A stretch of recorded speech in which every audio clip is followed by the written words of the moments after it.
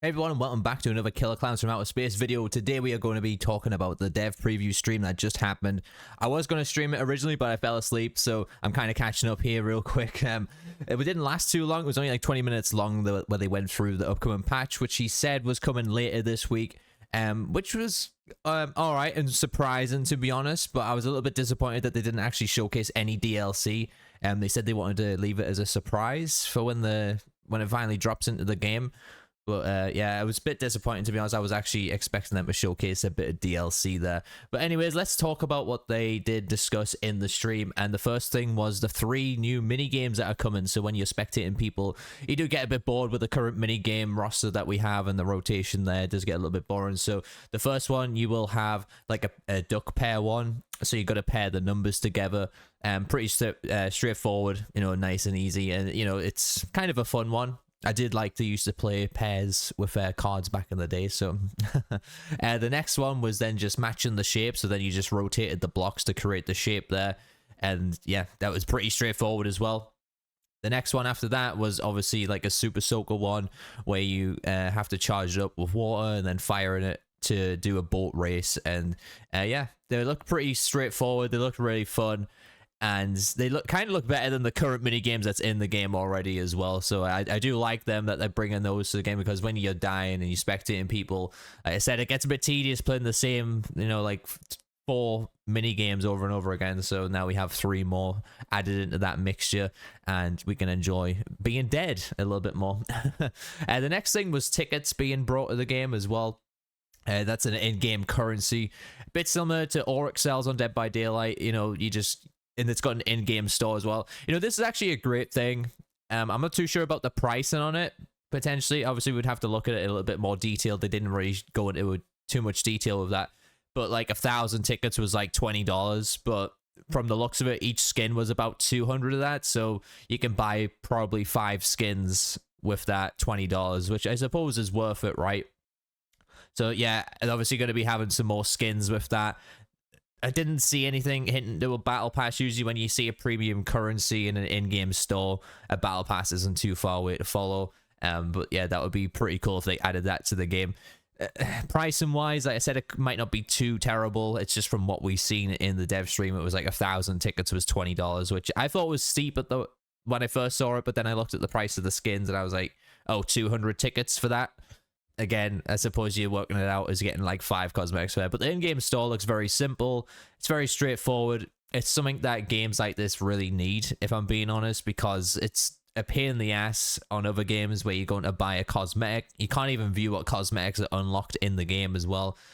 You kind of got to go out your way, if that makes sense. Usually you'll have to go on on a character, browse their available skins, and then buy it in the store, instead of just going to an in-game store, seeing something featured that goes on sale for like less the premium currency price, so if it has a percentage cut off, which again, I think that's a way forward in terms of bringing cosmetics to an ASM game. So everything so far has been mostly positive. Like I said, I'm just not too sure about the ticket pricing, but again, that's just because they didn't really go into too much detail about it.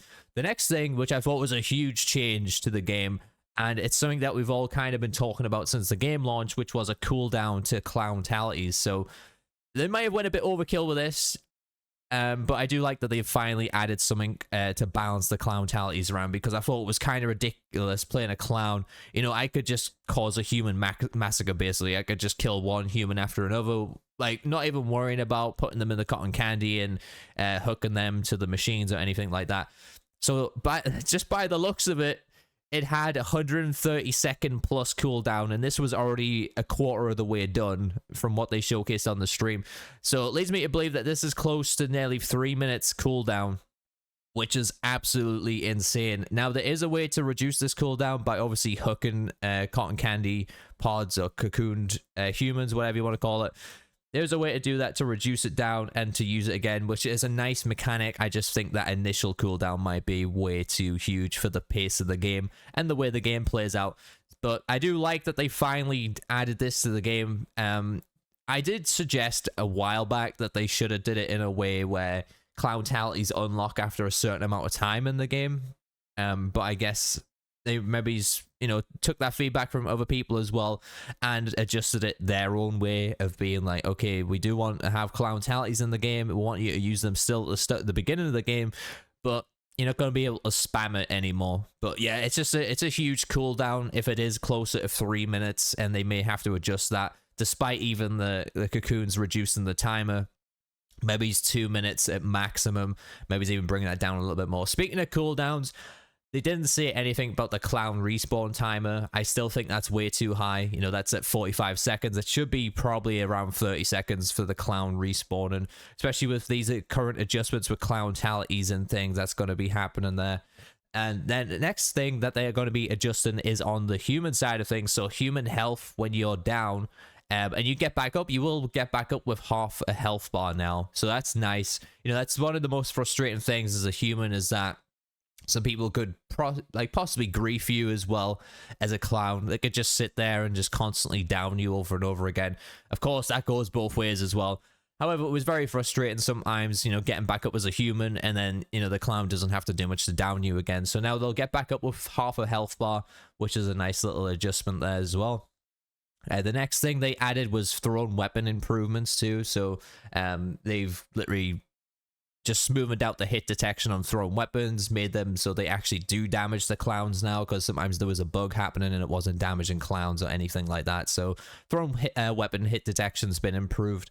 The next thing is backfill improvements too, just with lobbies and, you know, people dropping in and out with bots and everything. That's all had an improvement as well. And last but not least, they have added loadouts to the in-game lobbies now, so you don't have to back out to the lobby and change your default human or default clown anymore. You can literally sit in the lobby and change it now. So that's a very, very nice change. It's something that probably should have been in the game a lot sooner as well. Again, I suppose this game treated like a beta. You know, most of the good features what should have probably been out when the game come out are finally making its way into the game, and they're only going to improve that too. Another thing, actually, I forgot to mention is that they're adding a little indication of when the Clownpocalypse triggers early, that the Terenzi brothers won't be able to smash through the wall. They're just adding a little indication of that, because some people think, you know, is this a bug that they're not smashing through the wall? Like, I've done it loads of times, not realizing the timer or anything like that. And then, you know, I was like, where the hell that ice cream truck is? I didn't realize they started the Clownpocalypse early. So they just added a little indication to the humans for that one. And, you know, like I said, probably the best change here for me is definitely to the Klowntalities. I just think, obviously they're going to be adjusting it as it goes on. I just thought having a 3-minute cooldown or whatever it's going to be on that is going to be way too high. But anyways, that is it for their showcase stream. Like I said, they didn't show any DLC or anything like that, just the new mini games, really. You know, they said that the stream was going to showcase new content and new gameplay things, and you know, they did show a little bit of new gameplay things. There wasn't really any new content showcased, unfortunately. And like I said, that was a big disappointment, especially when the patch is supposed to be coming later this week as well.